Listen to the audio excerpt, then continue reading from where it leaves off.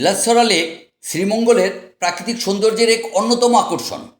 এই লেক স্থানীয়দের কাছে পাহাড়ডোবা লেক বা চেইনবাড়ি লেক নামেও পরিচিত। বিলাসছড়া লেক মৌলভীবাজার জেলার শ্রীমঙ্গল উপজেলার কালীঘাট ইউনিয়নে বিলাসছড়া চা বাগানের 10 নম্বর সেকশনে অবস্থিত। লেকটি পাহাড়ের ঢাল বেয়ে জমে থাকা পানি থেকে সৃষ্ট একটি সুন্দর জলাশয়। এর বিশেষত্ব হলো এর চারপাশের পাহাড়ি সবুজ বনানী, ছোট বড় টিলা এবং বিস্তৃত চা বাগান। লালমাটির বিলাসছড়া লেকে যেতে হলে প্রথমে শ্রীমঙ্গল শহরে পৌঁছাতে হবে। শ্রীমঙ্গল থেকে কালীঘাট রোড ধরে দলই চা বাগানের রাস্তা দিয়ে গেলে বিলাসছড়া চা বাগানে পৌঁছানো যাবে। সেখান থেকে সহজেই লেকটি দেখতে পাবেন।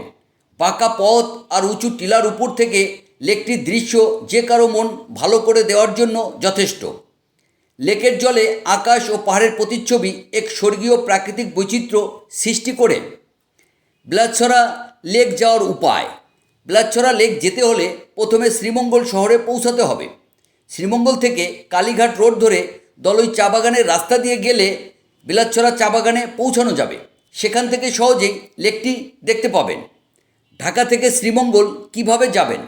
ঢাকা থেকে ট্রেনে করে শ্রীমঙ্গল যেতে কমলাপুর কিংবা বিমানবন্দর রেলওয়ে স্টেশন থেকে উপবন, জয়ন্তিকা, পারাবাত এক্সপ্রেসে ট্রেনে যাত্রা শুরু করুন।